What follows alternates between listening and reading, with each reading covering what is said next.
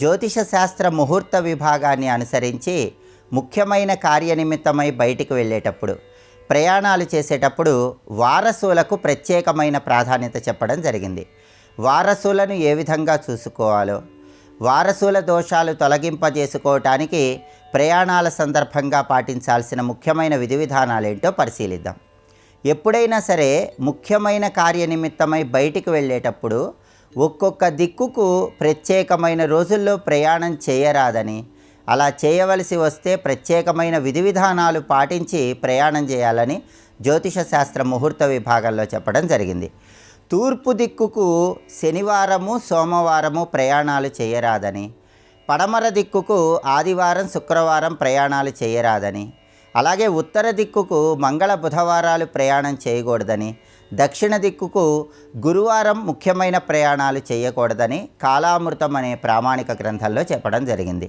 ఒకవేళ తప్పనిసరి పరిస్థితుల్లో ఆ వారాల్లో ఆ దిక్కుకు ప్రయాణం చేయవలసి వస్తే ప్రత్యేకమైన పదార్థాలు ప్రయాణ నిమిత్తమై బయటికి వెళ్ళే ముందు ఆహారంగా స్వీకరించి వెళ్ళాలని కూడా జ్యోతిష శాస్త్ర గ్రంథాల్లో చెప్పడం జరిగింది. చేయకూడని రోజుల్లో చేయకూడని దిక్కువైపు ప్రయాణం చేయవలసి వస్తే ఆ శూలదోషాలను తొలగింపజేసుకోవటానికి ఆదివారం అయితే నెయ్యితో తయారు చేయబడిన పదార్థాలు, సోమవారం అయితే పాలు, మంగళవారం బెల్లము, బుధవారము నువ్వులు, గురువారం పెరుగు, శుక్రవారం గోధుమలు, శనివారం మినుములతో చేసిన పదార్థాలు, వీటిని ఆహారంగా స్వీకరించి వెళ్ళినట్లయితే శూలదోషాన్ని తొలగింపజేసుకొని ప్రయాణాలు విజయవంతం చేసుకోవచ్చు. అలాగే ఎప్పుడైనా సరే ఏ దిక్కుకైనా సరే తప్పనిసరి పరిస్థితుల్లో ఏ రోజైనా ప్రయాణం చేయవలసి వచ్చినట్లయితే కొన్ని ప్రత్యేకమైన ముహూర్తాలు ఉన్న సమయంలో ప్రయాణం చేసినట్లయితే ఆ దోషం నుంచి సులభంగా బయటపడవచ్చు. ఆ ముహూర్తాలలో మొట్టమొదటి ముహూర్తం గోధూళి ముహూర్తం. గోధూళి ముహూర్తం అంటే ఏంటంటే సూర్యాస్తమయానికి 12 నిమిషాల ముందు కాలం ప్రారంభమై సూర్యాస్తమయం తర్వాత 12 నిమిషాల పాటు ఉండే కాలాన్ని గోధూళి ముహూర్తం అనే పేరుతో పిలుస్తారు. ఈ సమయంలో ఏ రోజైనా సరే ముఖ్యమైన కార్యక్రమాల మీద ప్రయాణాలు చేసినట్లయితే ప్రయాణాలు విజయవంతం చేసుకోవచ్చు. అలాగే ప్రతిరోజు కూడా అభిజిత్ ముహూర్తం అని ఒక ప్రత్యేకమైన ముహూర్తం ఉంటుంది. ఈ అభిజిత్ ముహూర్తము మధ్యాహ్నం ప్రారంభమవ్వటానికి 24 నిమిషాల ముందు ప్రారంభమై మధ్యాహ్నం ప్రారంభమైన తర్వాత 24 నిమిషాల పాటు కొనసాగి ముగుస్తుంది.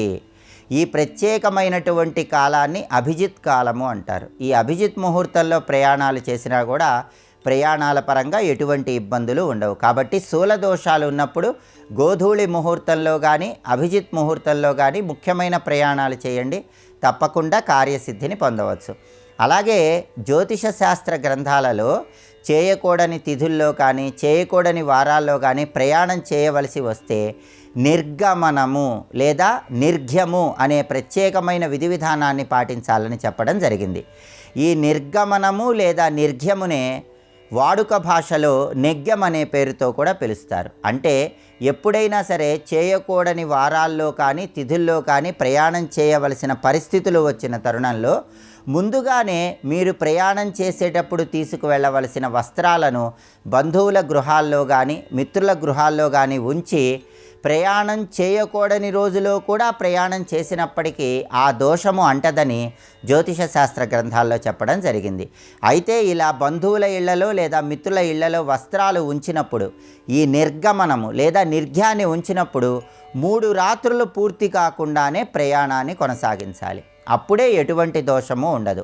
కొన్ని ప్రామాణిక జ్యోతిష శాస్త్ర గ్రంథాల ప్రకారం ఇలా నిర్గమనం ఏర్పాటు చేయాలని భావించినప్పుడు కేవలం వస్త్రాలు మాత్రమే కాకుండా గొడుగు కానీ బియ్యం కానీ బంధువుల గృహాలలో లేదా మిత్రుల గృహాలలో మీకు సంబంధించినవి ఉంచి కూడా ప్రయాణం చేయవచ్చని చెప్పడం జరిగింది. కాబట్టి ప్రయాణాల పరంగా శూలదోషాలు ఎదురైనప్పుడు ఈ ప్రత్యేకమైన విధి విధానాలు పాటించుకొని శూలదోషాలు తొలగింపజేసుకొని వీలైనంత వరకు గోధూళి ముహూర్తంలో కానీ అభిజిత్ ముహూర్తంలో కానీ ముఖ్యమైన ప్రయాణాలు నిర్వహించినట్లయితే ప్రయాణాలన్నీ విజయవంతం చేసుకోవచ్చు.